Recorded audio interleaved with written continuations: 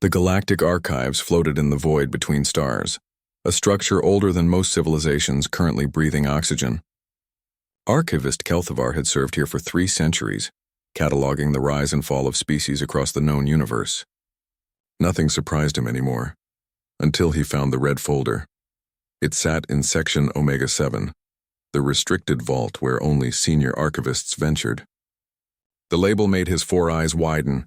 Species file, humans, Terra, Sol system, classification, final protocol, final protocol. In 300 years, Kelthavar had never seen that designation. Extinct species were marked concluded. Dangerous ones carried quarantine flags. Primitive civilizations got observation status. But final protocol, that classification existed only in theoretical frameworks, reserved for scenarios that threatened the galactic order itself. The humans had joined the Galactic Council only 40 years ago. They were newcomers, enthusiastic, strange, but seemingly harmless. They traded, explored, and built colonies on the fringe worlds no one else wanted. They told jokes no other species understood and formed emotional attachments to small animals. They were odd, certainly, but hardly threatening. So why final protocol? Kelthavar's manipulator appendages trembled as he opened the file. The first page contained a single line from the Council's founding members, the ancient Velkara. If humanity ever discovers what they truly are, initiate final protocol immediately. Do not hesitate. Do not negotiate. Survival of the galaxy depends on compliance. The archivist's breathing apparatus stuttered. He turned the page. What followed was a historical analysis spanning billions of years. The Velkara had seeded thousands of worlds with life, guiding evolution, creating the grand experiment that became the Galactic Council. Every species had been designed with specific limitations, biological safeguards that prevented any single race from dominating the others. The Krill were immensely strong, but reproduced slowly. The Mentari possessed incredible psychic abilities, but fragile bodies. The Zephrons could traverse dimensions, but required specific atmospheric conditions to survive. Every species perfectly balanced, perfectly controlled, except humans.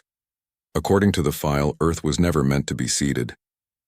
It was a control world, left untouched to observe natural evolution without Velkara intervention. When the Ancient Ones checked on it eons later, they found something that terrified them. Humanity had evolved without limiters.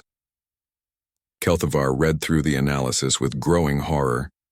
Humans possessed no single extraordinary ability, but they had something far more dangerous: unlimited potential for adaptation. Their bodies could survive in a staggering range of environments. Their minds could learn virtually any skill. Their emotional range allowed them to be compassionate healers one moment and ruthless warriors the next.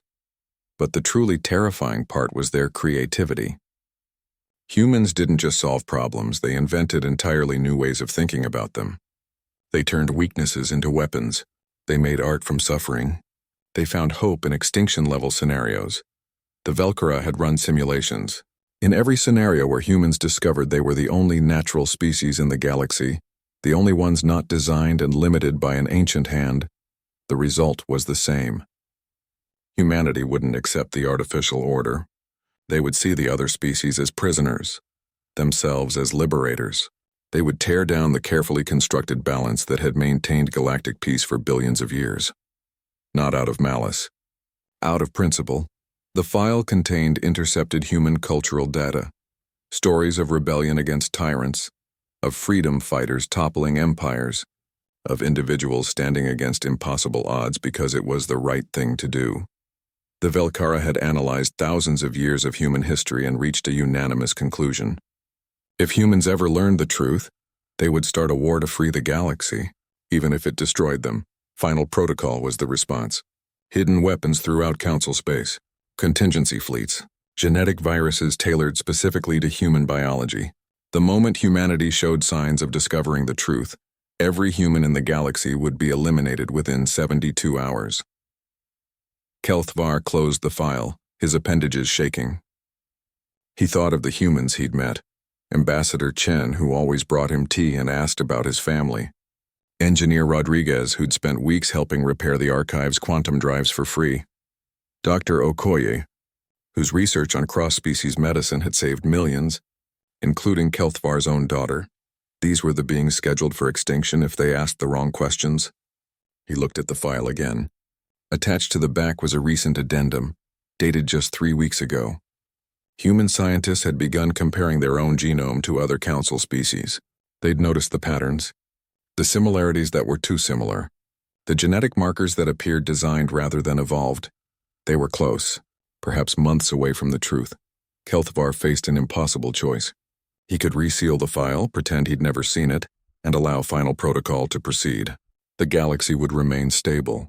Billions would continue living under the Valkara's grand design, never knowing they were anything less than free, or he could do something unthinkable. His appendages moved before his mind fully processed the decision.